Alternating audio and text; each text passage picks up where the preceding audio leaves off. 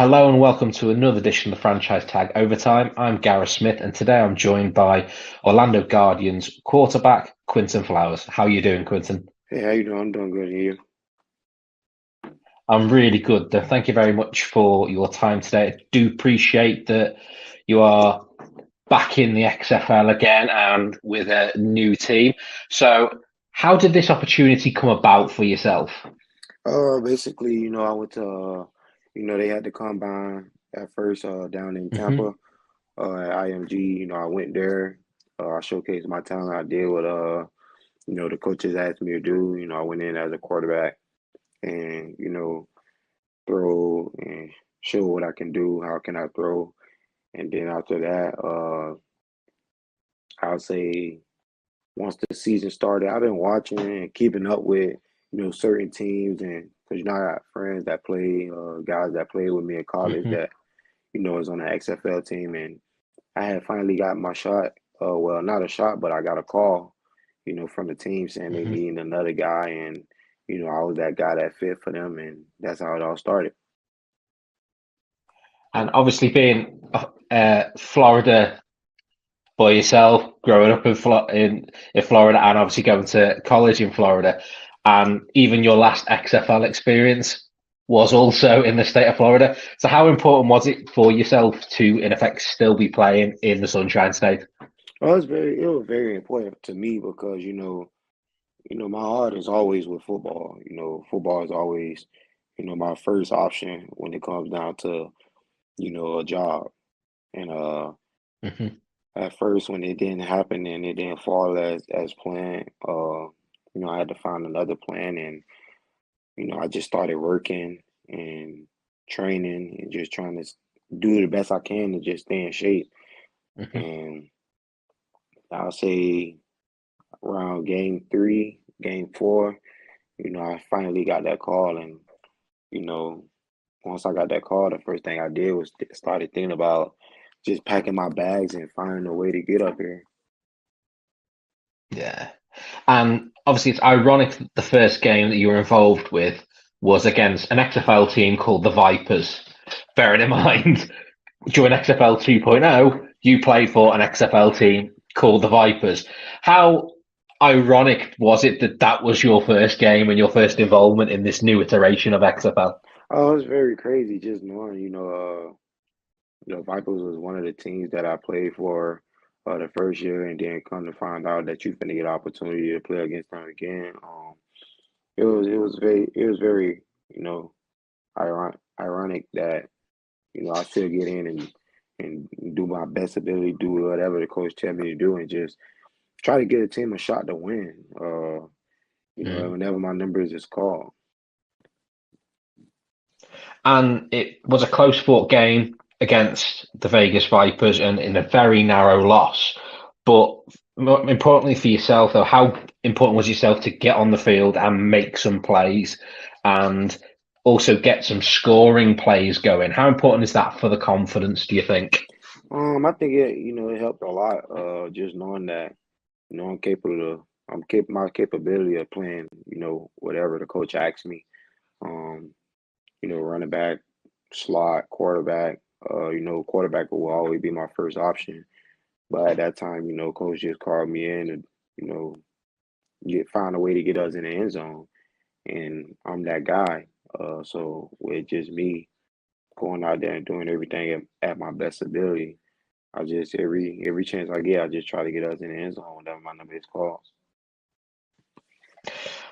And in Orlando, you currently have probably the best tight end in the XFL right now, in a very experienced former wide receiver in the NFL and Cody Latimer. How important do you think that is for a quarterback trying to get used to a new system to have players like himself, Eli Rogers, who are really good at what they do? Just knowing you have guys that can run, can catch, and move around inside the offense.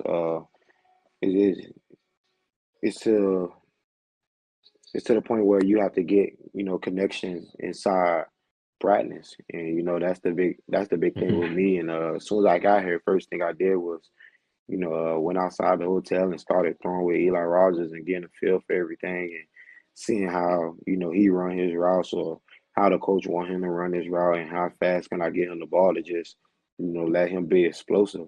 And Lattimore just a guy, as long as you put it in his type of, body frame and give him a Yeah. chance and he'll make a play. So me coming here and once we got to practice and me seeing that you just put it in, Lattimore facility and he'll make everything else happen. And obviously, you've got quite a packed quarterback room there in Orlando. How are the relationships developing with the likes of Paxton and the rest of the guys there? It's very good. Just knowing I played against Pat in college, so I got to see Pat, mostly every year of my college career, except my Hmm. senior and junior year. But DeAndre Francois, I got to see him I got to see him 2 years in my career, and then me and him played in the FCF Fan Control League, and Yeah, I'm very familiar with him. Q, I haven't really got to sit and talk with Q or really have the chance to sit out on the field and really practice with Q. When I came in, Q wasn't here, and then he came back, so it's like I'm yeah. just getting the feel and seeing how that guy is.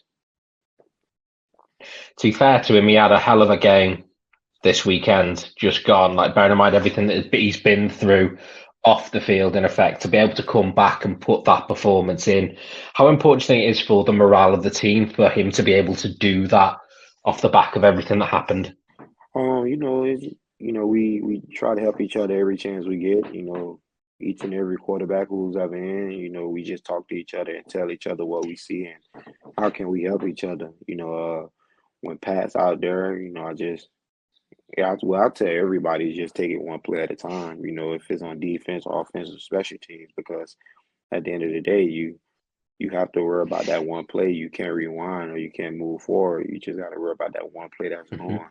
And Q came out there and he did what he supposed to do. And I was just, whenever my chance come or whenever I get the shot, I just tell him what I see and how I feel and how he's feeling on what made him do certain reads or what made him go there for a reason.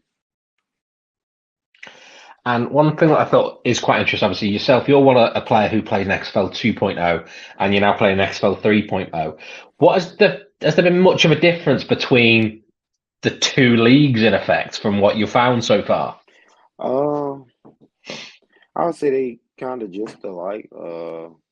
It's nothing really different. Only thing I think that is different is the way you run your ones and two and 3-point conversions. I think that's kind of different, but I don't really Yeah, see nothing too much different. Everything's kind of the same. So with that kind of happening, it's just like football is football. You can't go out yeah. there and overthink it. You can't try to be a mastermind at it because you never know what's going to happen. You just got to play that one play and just play it at a time.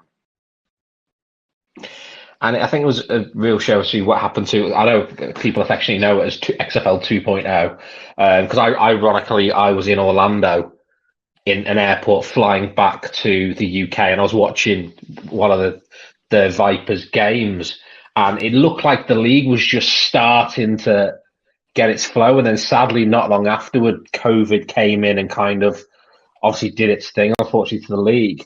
How did you stay motivated during that period so that when this opportunity came back, you were ready?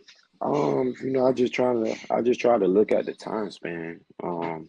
Just knowing like having a feel for when it's going to come back, how it's going to come back, or when will it come back? Because at the time, people were saying that it may not come back. So my mindset was, trying to find ways to get into CFL and uh then the USFL popped out. I tried to get into that, then that didn't go as planned. So it's like my window kind of got very small because Hmm. you only getting older. We're not getting younger. So with Yeah. me thinking that way, I started thinking, I got to find ways to hurry up and try to get on the field. I got to try to hurry up and get back to my ways because then again, I have two kids. Um, Yeah. with the time between the XFL and me having a kid, another kid was like, at some point, would this still be it for you? You know, Yeah. is you like I started second guessing like would I even get a second chance because I went to the combine, I did good. People saying hey, we're gonna call you, and then it was like they on game 4. You don't know if that shot coming. Yeah. And then I eventually got that call, and that's how it all set for me. Because it was at one point because I was basically like slowing down on watching it.